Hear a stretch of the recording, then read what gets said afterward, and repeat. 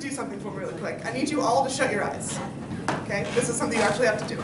Now I need you to imagine your biggest fear is vividly in front of you. It can be a situation, a person. Imagine that it's right there. How are you feeling? Are you scared? Are you shaking? Are you sweating? Okay, you can open your eyes again. This is what anxiety sufferers all across the globe describe as feeling every single day. Now I know as high schoolers, anxiety is probably something that we all think we experience all the time, which it is. However, I've been researching this topic for the last couple of weeks, and I've also been diagnosed with anxiety myself for a majority of my life. And today I hope to inform you that there's actually more types of anxiety than you might think, what type of symptoms come along with it, how you might be able to deal with it, and why anxiety is actually on the rise today. So first of all, we're going to start off with defining exactly what anxiety is. Anxiety, if you look it up in the Merriam-Webster dictionary, is actually defined as distress or uneasiness of the mind caused by fear or of danger or misfortune. This is mostly what you guys experience if you have to come up and give a speech or you have a deadline for a test. This is basically just directly off of fear. However, it doesn't really encase everything that anxiety is. So I found another definition on the American Psychological Association. They are the APA, and they define it as the emotion characterized by feelings of tension, worried thoughts, and physical changes like increased blood pressure. This, I believe, encases what anxiety is a little bit better. Now, you've heard me say that there are multiple types of anxiety, and this is a good graph to kind of describe what they are. There are 5 main types, and they all can lead into giving all the same symptoms in the end. The first of these types that I'll talk about is OCD, or obsessive compulsive disorder. This is an anxiety form where fear causes a repetitive behavior in you. For example, my dad has a little bit of this. Every night he has to go and lock the door 3 times, and if he doesn't, then he's going to not be able to sleep. He's going to be worried that someone's going to break into the door. That's a form of OCD. The next type I will talk about is generalized anxiety disorder, which is something that I have myself. It's where you have a constant state of worry or fear that lasts 6 or more months. You simply cannot calm down. It's difficult to sleep. You just feel constantly on edge. The next type I will talk about is post-traumatic stress disorder, or PTSD. This is whenever a traumatic event occurs in your life that events later in your life can trigger you feeling as though you are in that same dangerous situation, even though if you are not. Most people think of military whenever they think of this, coming back from combat, but it's actually more common in people who are abuse and rape survivors.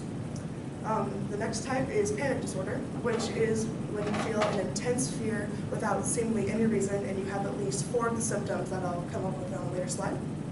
And the last type I will talk about is social phobia, which is the fear of negative judgment. It can either be from your friends or it can be from complete strangers on the street. You just worry about how they'll perceive you constantly.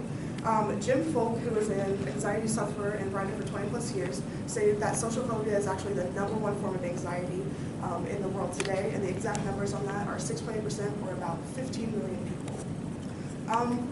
So the symptoms that come along with it, these are what Harvard University's health department say are the main ones that come with it. It can be anywhere from mental symptoms to actual physical, where exaggerated worry and self-consciousness usually come along with that social phobia I was talking about. You can get headaches and migraines that make it difficult to concentrate on things. Sweating and dizziness and muscle pain come along with it. With generalized anxiety disorder, there's insomnia, and it can eventually lead to anger if you have all that stress piled up on you and you seemingly just can't get rid of it.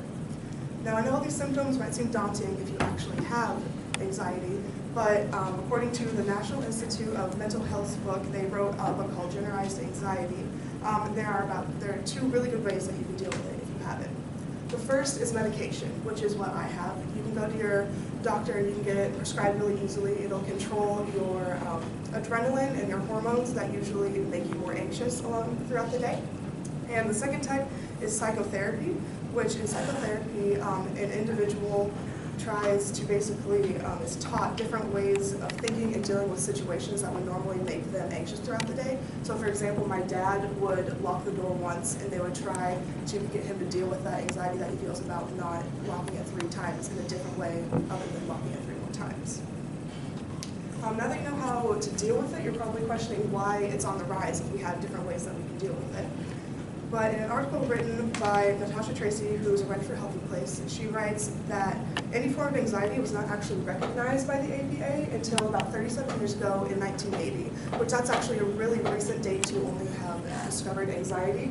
So obviously, since it was discovered so recently, the diagnoses are only going to go up because we're just now figuring out that it's actually a thing. And another reason that experts think that anxiety is on the rise is because we live in what is described as an anxious society. Kevin McLaughlin, who is a senior writer at Manchester Metropolitan University in England, wrote an article titled "What is Behind the Anxiety Epidemic?" In this, he describes a world that does not hope to obtain good, but rather is focusing on trying to prevent the worst in the future. We are all very concerned about the decisions we make today and if it's going to affect us somewhere down the line. This makes us anxious about what will happen, and we seem to not be able to just relax. So in conclusion, I hope today that you guys got some information about all the types of anxiety, what their symptoms are, how to deal with it, and why it's on the rise. I think it's better to have more knowledge about this in general, because since it is an epidemic that's coming up in the world, it's most likely that you're going to have to encounter it somewhere along the way, and the more information you have about it, the better off you are. So thanks, guys.